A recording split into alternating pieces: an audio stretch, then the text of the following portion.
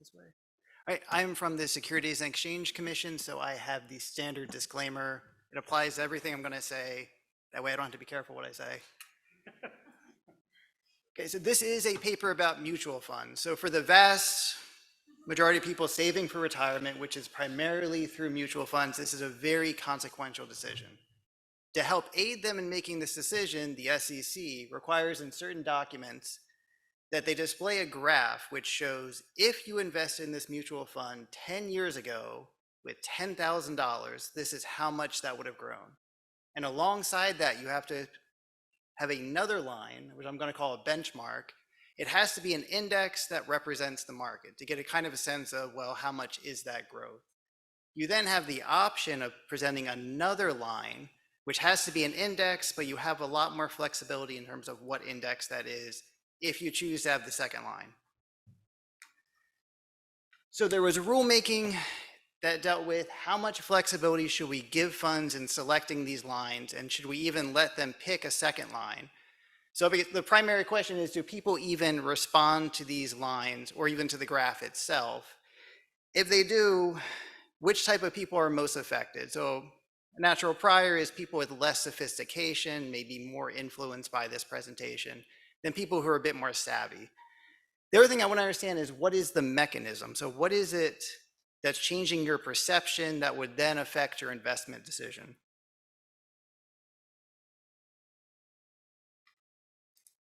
Sorry, before showing the results, I just want to get a sense of, so what do we think should be the impact of this performance graph? So it's kind of intuitive that if a fund went up 10% and the market only went up 8%, that's good, but if the market went up 20% and the fund went up 10, that doesn't seem as good. So in financial theory, the role of a benchmark is really help you subtract out the market level risk to see how much the fund is doing relative to the risk it's exposed to. So in this theory, it's a lot more informative if I have a benchmark that closely matches the fund rather than something that's trying to represent the entire market. Okay. But then the huge wrinkle in this is the funds get to pick what line they show. So relative to the perfect benchmark, the ideal benchmark, which the fund actually would know what that is, I should probably be discounting what they're showing me, and how much I discount it's going to depend on how much flexibility I think the fund had in what they showed me.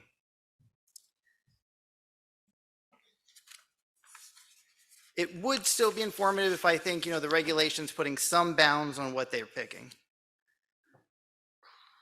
Oh yeah, but then if I think of like a behavioral model, so in economics, this is what's called a sender-receiver game. So one person's communicating information to another.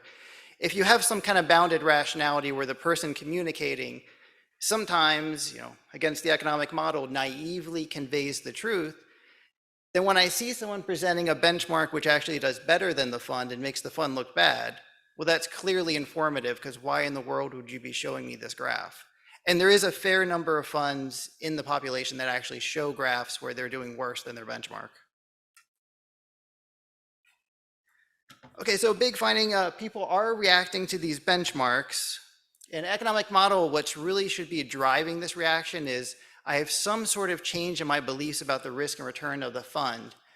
We're not seeing that. What we're seeing is, so we ask people separate questions. One's about what you think is the future return of the fund, and a separate question, how good do the historical returns look? And your perception of the historical returns is a much more important factor for your incentivized investment decision than your beliefs about the future risk and returns, which is surprising. The other thing that's surprising is people who are more sophisticated by a whole bunch of measures, education, financial literacy, they're the ones that respond more to benchmarks than the less sophisticated. For the less sophisticated, you see essentially no response.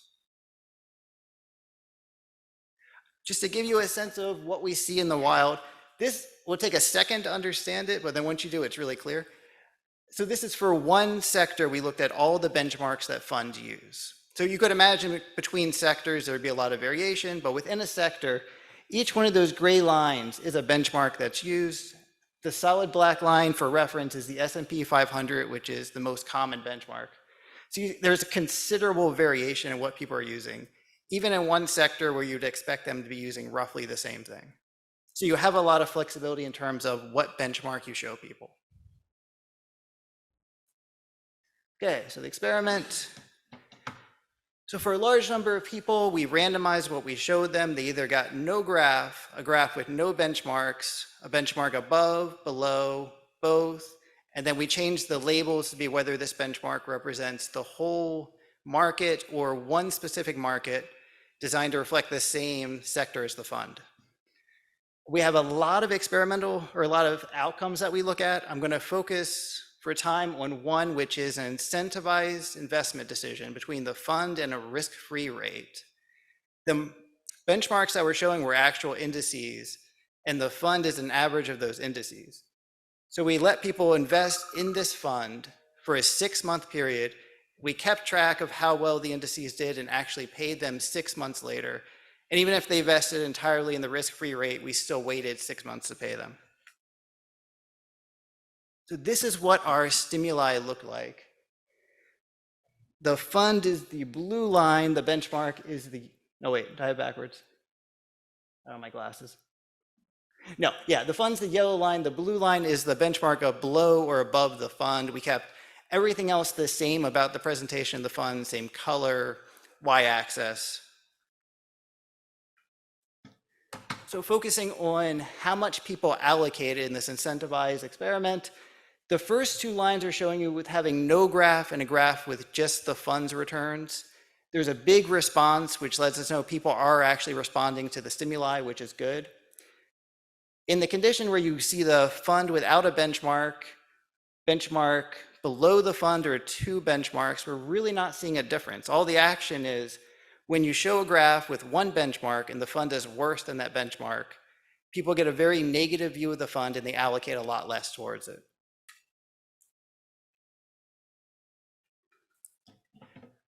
Okay, we're slightly showing how I'm showing this graph. This is all relative to the condition where you see the fund without a benchmark. The box to the left are the most sophisticated investors, where you see a big response. On the far right with the non-investors, it's essentially flat, except for the no graph condition where there's a response. But whether the line was above or below the fund or both, there isn't really a change in how much they're allocating to the fund. Okay, so what is going on here? What is it that's changing people's perception of the fund? In the standard economic model, it should be their expectations of risk and return, because it's a really clean design where you're choosing between a fund and a risk-free rate. So it should really be about your expectations of those future returns. We're not seeing a big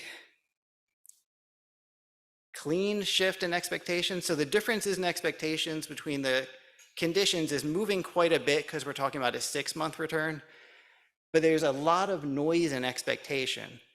And when we see how well this explains allocation, it's really not a primary driver. So we have a lot of potential mechanisms. As a first pass, just see how well are these things responding to the experimental condition. The fourth one is this 1 to 100 score of how good did the historical performance look. And that one's moving quite a bit. So I'm going to kind of proceed with a twist the way people do mediation analysis, which is first mechanism on condition, then outcome on the mechanism and the experimental condition. But rather than trace through the coefficients, I'm going to take this regression, I'm going to decompose the R squared and see how much each variable is explaining the variation. So what we're seeing is the first 3 lines are about your beliefs about the risk and returns of the fund. They're really not picking up a lot of explanatory power. What we're seeing a lot of action is this measure of how good does the performance graph look. So for your rating of, I didn't talk about this outcome, but the second one is, as an investment option, how good does this look? How good the historical returns are explaining 80% of that, whereas your beliefs about the future returns are explaining very little. It's a little bit less explanation for how much you're actually allocating, primarily because the guaranteed return we offered is explaining 65% of that variation. But it's still explaining a significant chunk of this. How good does the historical performance look versus what do I think the return is going to be going forward? All right, I just want to end with, so I know Katie and Brian couldn't be here. We're all in this group called Positeer at the SEC. We do a lot of large behavioral experiments to try to inform policymaking. It's a QR code that will take you to a description of our group and some papers. Thank you.